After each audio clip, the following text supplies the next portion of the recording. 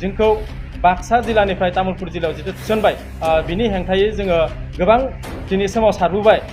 सोमावसारनायनि उनावबो दिनै जोङो सरकारनिफ्राय जेबो जों दिनै फिन मोनासै जे जोंनि दाबिफोरखौ जुदि गनायनानै लायाबा इयुनाव जों गोबां हाबाफारि लानानै जेरै गाबोननि दिनाव जोङो मोनसे खानाय सिननाय जे हाबाफारि जों बेखौ लागोन। सबनिहा जोङो आखायाव अर लानानै गिदिंनाय जे हाबाफारि जों बेखौ खालामगोन। बिनि उनाव जोङो सार्कोल अफिसाव बागानपारा सार्कोल अफिसाव साननैनि हाबाफारि लानो नागिरदों। बेहाय जोङो सानसे उखैहाबनाय सोमावसारनाय आरो सानसे धरना। बिनि उनाव गनायाब्ला जोङो बेखौ आरो हाइकर्टसिम जोङो थांनानै हाइकर्ट खालामनो थाखाय जोङो राजि दङ। बिनि थाखाय जोङो थियारि जागासिनो दङ। बे सोमावसारनायखौ सोरबा राजनितिनि थाखाय नङा, जोङो रायजो राजानि सुबिदानि थाखायसो जों बेखौ खालामदों। नाथाय जोंहा तामुलपुरसिम थांनांगौबा बेसेबां जानथाय दिनै गोजान बेखौ नायोब्ला जों रायजो राजाया दिनै गिखांनाय फैदों। खुलुमबाय दिनैनि खौरां मेलाव बाहागो लाफैनाय जोंनि गासैबो खौरांगिरिफोरनिसिम आरो जोंनि इयाव जों माखासे दिनै जोंनि खौरां मेलाव बाहागो लाफैनो हादों।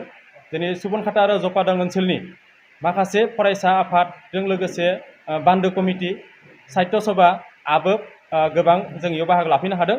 दिनै जोंनि खौरां मेलनि गुबै थांखियानो जाबाय जे जोंखौ बाक्सा जिल्लानिफ्राय तामुलपुर जिल्लायाव जितु थिसनबाय बिनि हेंथायै जोङो गोबां दिनै सोमावसारबोबाय। सोमावसारनायनि उनावबो दिनै जोङो सरकारनिफ्राय जेबो जों दिनै फिन मोनासै।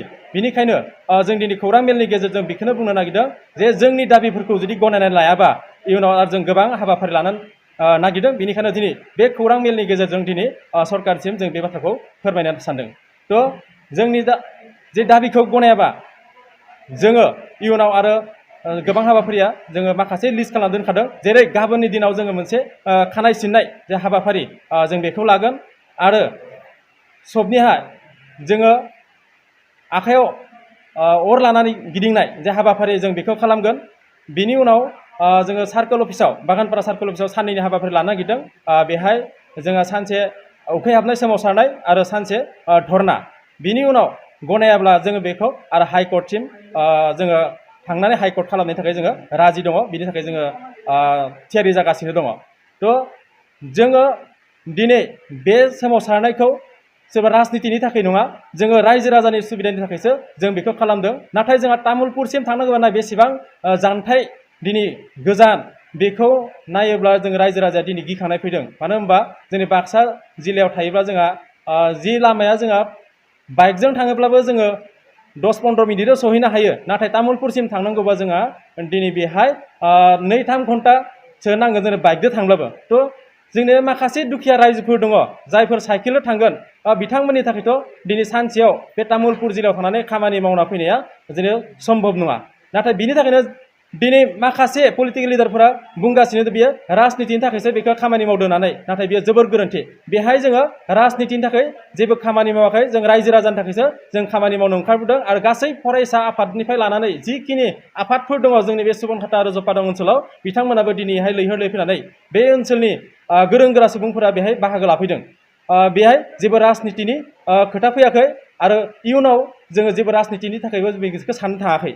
आरो जों बेखौनो बुंदों जोंनि जे दाबि बे दाबिखौ जुदि सरकार थाबैनो गनायना लायाबा जों बेहाय फैगौ बिसायख'थियाव जि 3 बिसायख'थि फैगासिनो दङ बेहाय एमपि इलेक्सन, बिटिसि इलेक्सन आरो एसेम्बलि इलेक्सन, बेहाय जोंनि रायजो राजाया मोनसे थिरांथा लाखादों जे जों बे जोंनि दाबिखौ मानियाबा जों बे भट होनो रावबो रायजो राजाया बेहाय ओंखारबोनाय नङा। बेखौ जोंनि 100% गेरेन्टि जोङो बुंनो हायो। रायजो राजाया गोबां खुद्रि साननाय फैदों। बेनिखायनो बेखौ रायजो राजानि बुंगासिनो जों एबार भट होआ होननानै। आरो बेनिफ्राय जों मोनसे सानबावदों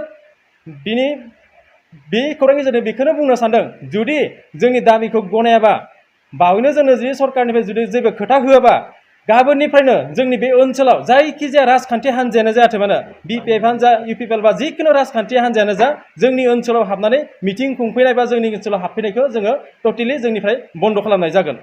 जों बेखिनिखौ मोनसे गोख्रों थिरांथा जों लाखानाय जाबाय जोंनिफ्राय। तामुलपुर जिल्ला थाङा जोंनिया जाहोना बेनो जे तामुलपुर जुदि जों थांनांगौबा जोङो जानथायखौ नायबा जोबोद माने बे गोजान। दिनै जोङो जे थोंजोङै थांनांगौब्ला जों ओरै बस्ति जानानै जुदि थांनांगौबा जोङो 3 दैमा बारनानै थांनांगौ जायो बेहाय।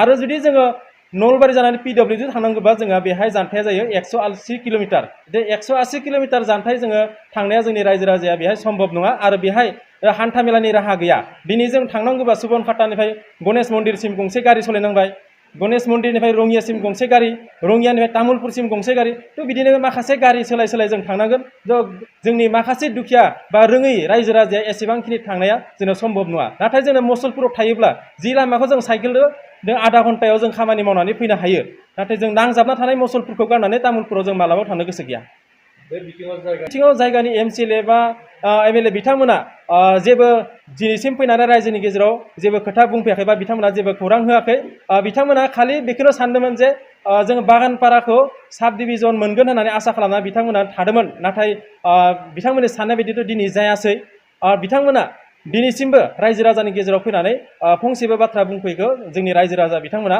गोबां दुखु फोरमायदों जोंनि जे माखासे समयसा आं दहायबो बुंखांबाय बेखौ जे जोंहा माखासे दैमा जों बारना थाङो दैज्लांनि समाव जों थांनांगौबा जों बेहाय बिखासे बा गोदोनासे दैखौ बारनानै साइकेलखौ बाननानै जोङो बारनानै थांनांगौ जायो बेहाय दिनैसिमबो जों दालांखौ नुफिननो मोनाखै दालां जासिगोन होननानै सरकारनिफ्राय गोबांबार बुंबाय नाथाय दिनैसिमबो बे दालाङा जाफुंनो मोनाखै आरो माब्ला जागोन जों बेखौ सरकारनि सायाव जोंहा फोथायनाय गैया दिनै बिथांमोना खोथा होयो नाथाय बे खोथा बायदि मावफुंनो हायाखै आरो इयुनावबो जों बिथांमोना जे माब्लाबा बेखौ मावफुंनो हागोन जों बेखौ साननो हायाखै बेनिखायनो बे दैमा बारना थांनायाव जुदि सोरबाफोर गोजावलाङोबा बा बेहाय मुंख्लं जानो गोनां जायोबा बिनि दायनिगिरिया सोर जागोन सरकारासो जागोन बेनिखायनो जोङो बेहाय जों तामुलपुराव जे थांनाय बेखौ जोङो लुगैयाखै आरो जोङो माब्लाबाबो थाङा आरो जिखिनि जोंनि सोमावसारनायनि गेजेरजों सरकारनिफ्राय बेखौ जुदि गनायना लायाबा जोंबो जिरायना थाया इयुनावबो जों गोबां सोमावसारनाय हाबाफारिनि गेजेरजों जों बे जोंनि साननायखौ जों जाफुंहोनो नाजाथारगोन बेखौनो खावलायनो लुगैदों जे बिथाङा जाहाथे जोंनि जा दाबि बिथाङा बेखौ थाबैनो मावफुंनानै होनांगौ जोंनि समस्याखौ समाधान खालामना होनांगौ नङाबा जोङो हाइकर्ट खालामगोन जों बेखौनो गोख्रोङै बुंहरदों बिथांखौ